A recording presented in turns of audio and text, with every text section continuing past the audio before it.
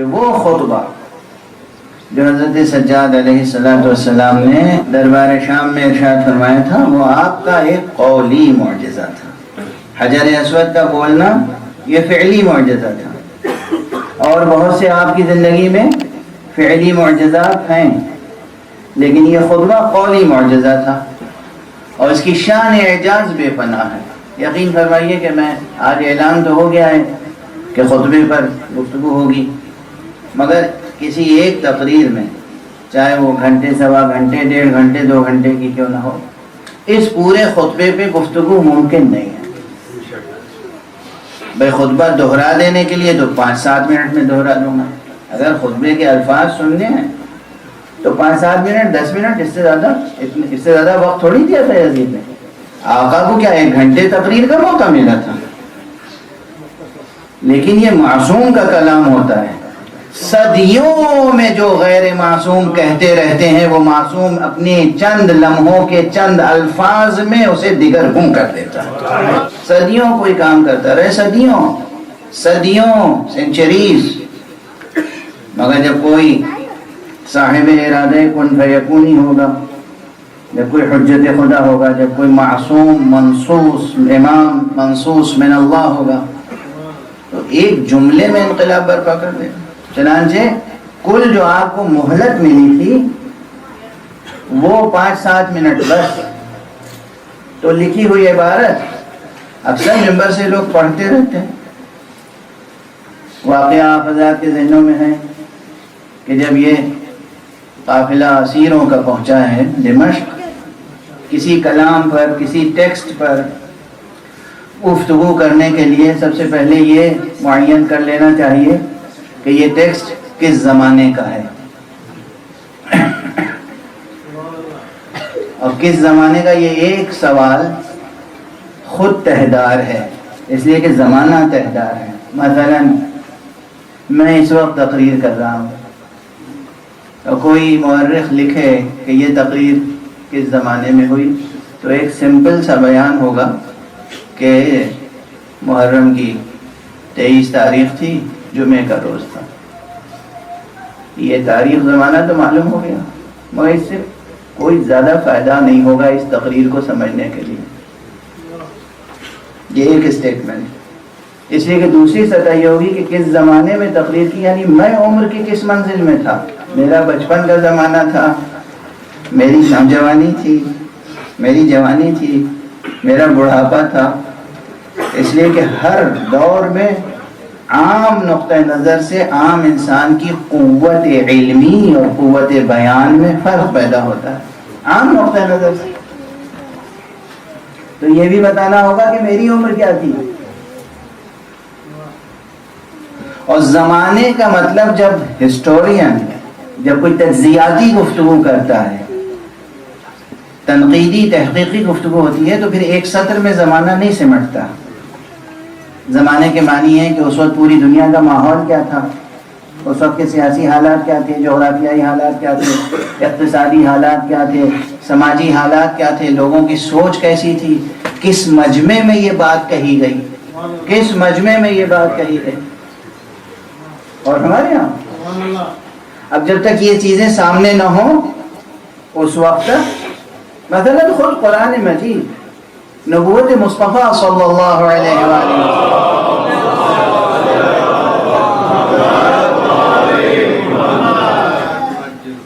حضور نے فرمایا قولوا لا الہ الا اللہ تفلحوا. کس وقت کہا ہے یہ کہ یہ جملہ اس گنبد کائنات میں گونجتا ہی رہتا ہے اور اس کی تاثیر اور اس کی رونق اور اس کی چمک دمک، اس کا جمال اور جلال، اس میں کوئی کمی نہیں آتی. اس لیے کہ اس وقت کہا تھا جب پورے مکے میں کوئی جگہ ایسی نہیں تھی جہاں بت پرستی نہ ہو رہی ہو، جہاں شرک نہ ہو، کفر نہ ہو، بدعتیں نہ ہو، فسق نہ ہو، فجور نہ ہو، ظلم نہ ہو، جہاں انسان انسانیت کو بھول چکا تھا. اس ماحول میں جہاں ہر شخص، ہر قبیلہ اپنے قبیلے کا اور اپنے خاندان کا اور اپنی ذات کا الگ الگ بت بنائے بیٹھا تھا، وہاں یہ کہنا قولوا لا الہ الا اللہ تفلحوا، تم سب کے سب کہو لا الہ الا اللہ فلاح پا جاؤ گے، اور تنہا مصطفیٰ کا کھڑے ہو کر کہنا، اس جملے کو کہنے کے لیے مصطفیٰ میں شجاعت کتنی چاہیے؟ پورا شہر مشرک ہے اور آپ توحید کی دعوت تنہا دے رہے ہیں، کتنی قوت چاہیے، کتنی شجاعت چاہیے، کتنی جرأت چاہیے، کتنا بے خوف ہونا چاہیے، اور کتنے اخلاص کے ساتھ کہا تھا کہ ایک ایک دل میں یہ بات ایسی جم گئی، اتر گئی، راسخ ہو گئی کہ تاریخ بھلا نہیں پا رہی۔ تو ماحول زمانہ، اب آپ غور فرمائیں کہ حضرت سجاد علیہ السلام نے یہ تقریر کب کی؟ تو اب ایک سطر تو یہ لکھ سکتا ہے مورخ کہ سن 61 ہجری کے ماہ سفر کے پہلے ہفتے کے جمعے میں، اس کی تشریح میں جب جائے گا انسان تو بہت کچھ مل جائے گا، کیونکہ یہ اسیروں کا قافلہ جو کربلا سے کوفے ہوتا ہوا شام پہنچا، تو تاریخوں میں یہ ہے کہ غالباً پہلی سفر کو شام میں داخل ہوئے۔ اب شام میں داخل ہونے کے بعد جو پہلا جمعے کا دن تھا، بہت سے حضرات کہتے ہیں یہ اسی دن کا واقعہ ہے، تو اگر اس قول کو تسلیم کر لیا جائے تو تاریخ ہمیں معلوم ہو جاتی ہے کہ سن 61 ہجری کے ماہ سفر کا پہلا جمعہ، گویا پہلی سفر سے لے کے 7 سفر تک کی کوئی تاریخ رہی ہوگی۔ تحقیق کرنے والے معین بھی کر سکتے ہیں، 1-2 دن کا فرق ہوتا ہے زیادہ سے زیادہ، لیکن اس وقت حضرت سجاد علیہ السلام کی عمر مبارک کتنی تھی؟ اب یہاں بھی مورخین میں اختلاف ہے، دیکھیے آپ حضرات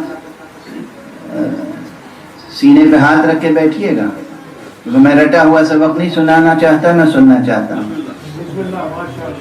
جب تحقیقی گفتگو ہو تو تمام اقوال کو سامنے رکھنا چاہیے۔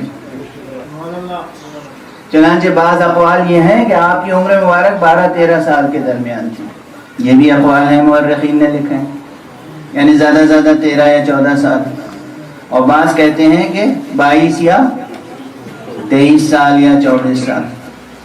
اگر آپ کی ولادت 37 ہجری یا 38 ہجری کی ہے، یعنی زمانے حضرت امام علی ابن ابی طالب علیہ السلام، مشہور یہی ہے، میں بھی اسی کو تسلیم کرتا ہوں، مشہور یہی ہے کہ حضرت امام زین العابدین علیہ السلام کی ولادت باسعادت حضرت امیر المومنین علیہ السلام کے دور خلافت ظاہری میں 37 یا 38 ہجری میں ہوئی، اور وہ بھی کوفے میں نہیں بلکہ مدینے میں ہوئی۔ اب یہاں خود ایک بڑی بحث ہے کہ اس وقت تو حضرت کا پائے تخت کہاں تھا؟ کوفے میں، تو جناب سجاد علیہ السلام کی ولادت تقریباً بالاتفاق لوگوں نے لکھی ہے کہ مدینے میں ہوئی۔ اس کے معنی ہے کہ حضرت امام حسین علیہ السلام کا گھرانہ اس وقت جب امام کی ولادت ہوئی تو مدینے میں تھا۔ اب ظاہر ہے یہ صرف میں ذکر کر کے آگے بڑھ رہا ہوں، اس پر گفتگو کا اس وقت موقع نہیں ہے۔ اگر وہ روایت درست ہے جو کہ مشہور ہے تو آپ کی عمر میں مبارک زیادہ سے زیادہ 22, 23 یا 24 سال، 24 سال کا جوان یا نوجوان، 24 سال کا نوجوان یا جوان، عام نقطہ نظر سے ابھی سوچیے، جس کے اوپر کربلا جیسی قیامتیں گزر چکی ہیں اور جو اسیر ہو کر طاغوت وقت کے سامنے لا کر کھڑا کیا گیا ہے۔ اب عام انسانی نقطہ نظر سے اور دربار مخالفوں سے بھرا ہوا ہے، اس وقت اس 24 برس کے جوان کا صرف یہی نہیں کہ خطبہ ارشاد فرمانا، بلکہ ذرا آپ دیکھیں کہ اس ایک تقریر کے ساتھ کتنے اور فعلی معجزات ہیں۔ یزید نے اپنے درباری مقرر کو حکم دیا کہ جاؤ منبر پر اور حسین اور علی ابن ابی طالب کی شان میں گستاخیاں کرو، اور یزید و معاویہ اور ابو سفیان کے فضائل بیان کروں، اور اس درباری خطیب نے منبر پر جا کر وہ کام کیا. یہ اسیر تنہا، اس کے اندر پہلے یہ جرأت دیکھیے کہ جب اس خطیب نے حد سے تجاوز کیا تو ایک جملہ کہا، اے تقریر کرنے والے، وائے ہو تجھ پر کہ تو نے اللہ کا کی ناراضگی خریدی ہے بندوں کی رضامندی کے مقابلے میں. اور فرمایا یعنی طاغوت وقت سامنے موجود ہے،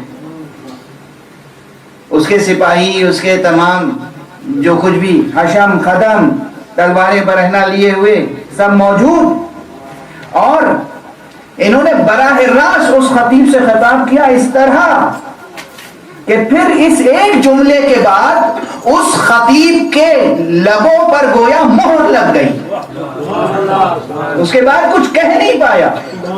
یہ نہیں کہ یہ کہتے رہتے وہ تقریر جاری رکھتا، اور ہمارے اسے کہتے ہیں وہ جملہ جو ارادہ کن فیکونی کے ساتھ ادا ہوا تھا. یعنی اس خطیب کو تو پورے دربار کی حمایت حاصل ہے، اس خطیب کو تو حاکم وقت کی حمایت حاصل ہے.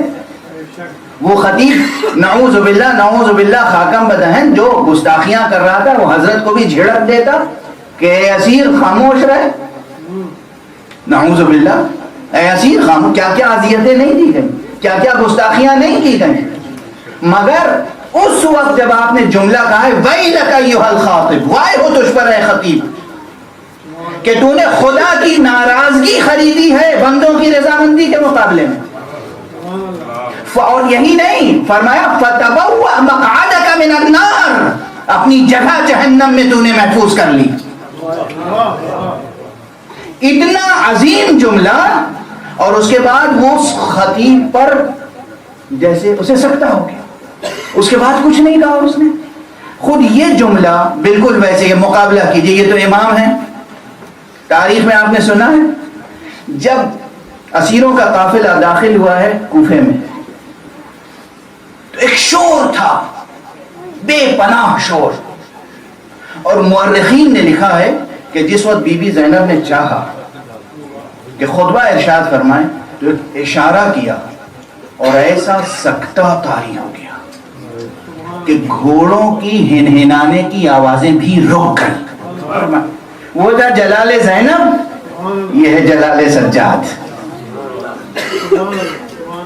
پھر یزید میں بھی جرأت نہیں ہوئی کہ بھئی تم کون ہوتے ہو روکنے والے، تم تو خود اسیر ہو میرے سامنے، میرے خطیب کو تم ٹوک رہے ہو، روک رہے ہو. نہیں، نہ یزید میں کوئی سکت باقی ہے، نہ درباریوں میں سکت باقی ہے، نہ محافظوں میں سکت باقی ہے، نہ اس کے فوجیوں میں سکت باقی ہے، نہ خطیب میں سکت باقی ہے.